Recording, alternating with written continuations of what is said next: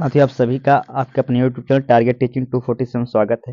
साथियों, मेरा नाम विभांशु है। थोड़ा सा मैं अपना बारे में व्यक्तिगत जानकारी देना चाहता हूँ। मेरा नाम क्या है? विभांशु है। और मेरा इस बार जो बीपीएससी टीआरई 3.0 एग्जाम हुआ था, उसमें मेरा 68 में शिक्षक रूप में मेरा चयन हुआ है। मेरा रोल नंबर जो था वो था 50/11/48 रोल नंबर था।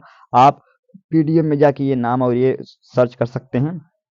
जो मेरी रैंक रही थी 487 रैंक रही थी। मैं इसलिए ये बताना ज़रूरी समझता हूँ, क्योंकि मैं जो आगे चीज़ें आपसे अपना अनुभव शेयर करूँगा सब्जेक्ट को लेकर, तो उसमें आप एकदम बिल्कुल क्लियर रख सकें कि जो भी आपको जानकारी जो दे रहा है व्यक्ति, वो खुद इस अनुभव से गुजर चुका है इन और उसमें अच्छा नंबर लाया है। इसलिए जो मैं आपको जानकारी दूँगा वो बिल्कुल भी कोई गलत जानकारी नहीं होगी, एकदम बिल्कुल ऑथेंटिक जानकारी होगी और मेरा खुद का जो अनुभव है मैं उससे रिलेटेड ही जानकारी दूँगा। तो आइए सीधे चलते हैं आज के टॉपिक पे। आज का जो टॉपिक रहने वाला है कि किस तरीके से जो भाषा अहर्ता का प्रश्न होता है, जिसमें आपको जो है कुछ नंबर ला के केवल उसको पास करना होता है, उसके बारे में हम चर्चा करेंगे कि किस तरीके से भाषा अहर्ता को पास करें। क्योंकि ये इतना ज़रूरी होता है कि यदि आप टाई ब्रेकर फँसते हैं, यानी 2 व्यक्ति हैं, मान लेते हैं ये एक ए व्यक्ति है, ये बी व्यक्ति हैं, दोनों बराबर नंबर लाएँ, तो आपका ये देखा जाएगा कि जो भाषा अहर्ता है, उसमें किसका ज़्यादा नंबर है और फिर उसको जो है प्रायोरिटी दी जाती है।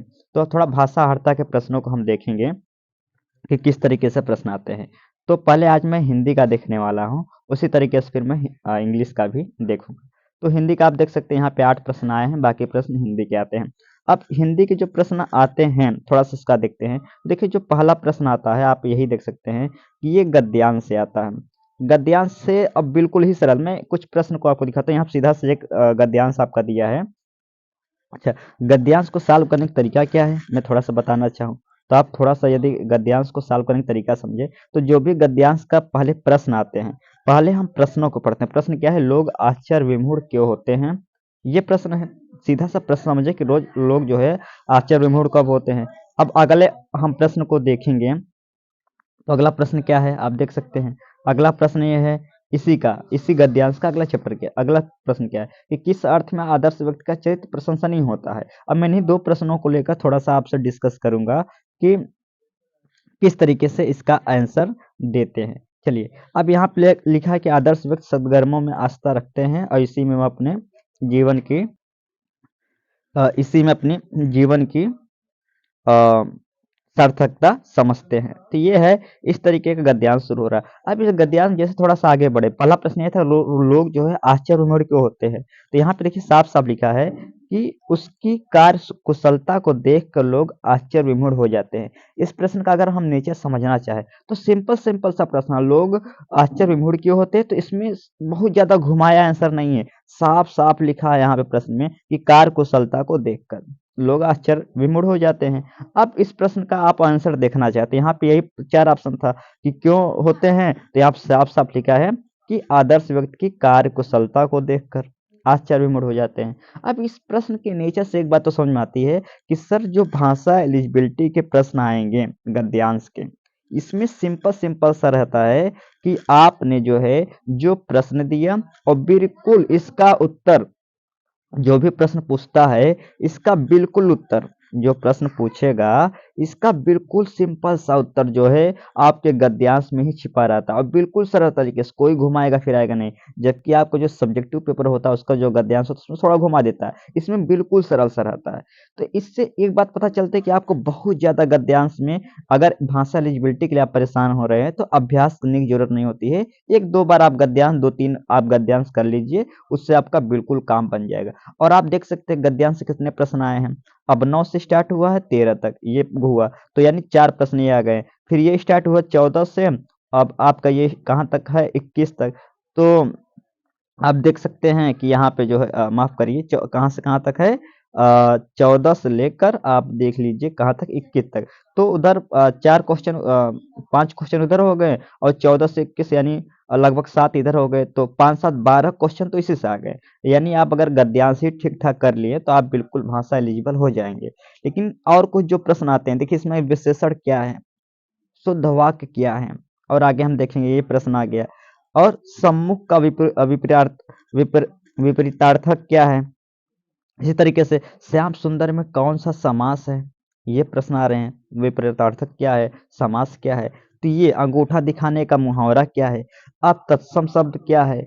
अब इन प्रश्नों का अगर हम नेचर देखना चाहें तो इसमें साफ-साफ ये चीज़ समझ में आ गया है कि सर पहले तो गद्यांश हम जो है गद्यांश हम चाहेंगे तो आराम से जो भी क्या कहते हैं 12-15 प्रश्न होता है आराम से उसमें मैं 10 सही कर लूँगा, पहला चीज़।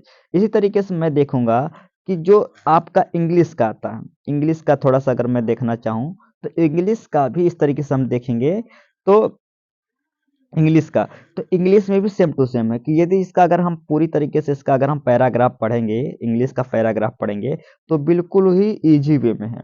यानी इसमें जैसे हिंदी में बहुत ज़्यादा घुमाया-फिराया नहीं है, बिल्कुल इसमें भी है और इसमें भी लगभग आपका जो है, क्या कहते हैं कि एक गद्यांश आएगा और कुछ प्रश्न आते हैं, जो बिल्कुल आसानी से हो जाएँगे और इसमें से आपको एक बहुत अच्छी बात ये पता चलती है, 8 में कम से कम 4 प्रश्न गद्यांश के होंगे इंग्लिश में और 4 प्रश्न बिल्कुल बच्चों वाला होता है। जैसे आप समझ लीजिए एक ये क्वेश्चन है कि अब ये क्वेश्चन हर साल ऐसे आते हैं कि if 21 March is Wednesday what will be 25 मार्च, यानी यदि 21 मार्च को वेडनेसडे है तो 25 मार्च को क्या होगी? भाई साहब ये इसमें 4 जोड़ देंगे वेडनेसडे में 4 दिन और ऐड कर देंगे, अगला डे पता हो जाएगा। तो इस तरीके से इतना छोटा-छोटा आपसे इंग्लिश पूछते हैं कि गुड एजुकेशन इज़ किसके लिए इम्पोर्टेंट? इसके लिए आर्टिकल कौन लगेगा? ए एंड द लगेगा, जो बच्चों को भी पता चल जाता है। इस तरीके से ही सॉ, अब क्या इसमें भी आर्टिकल्स है, तो कुल मिला के इंग्लिश में क्या करना है? इंग्लिश के लिए आपको जो है आर्टिकल्स अच्छे से पढ़ के जाना है, 1-2 गद्यांश पढ़ के जाना है, आराम से आपका उसमें से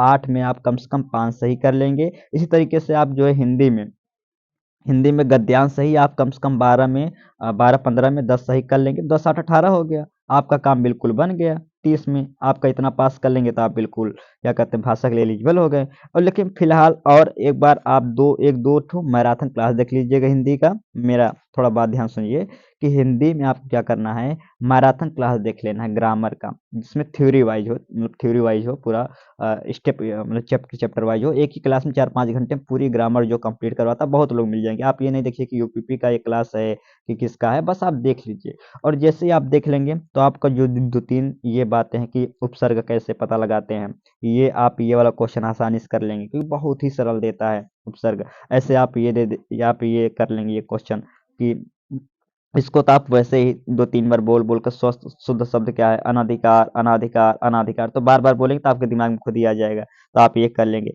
इसी तरीके से आप देखेंगे कि जो ये प्रश्न हो गए विशेषण के, आप ये आसानी से कर लेंगे, उसके बाद शुद्ध वाक्य आसानी से कर लेंगे। तो ये कम से कम आप जो है देखेंगे कम से कम 30 में आप जो है आसानी से 30 में कम से कम आसानी से 20 नंबर बिना तैयारी के, केवल आपको हिंदी का एक मैराथन देख के जाना है।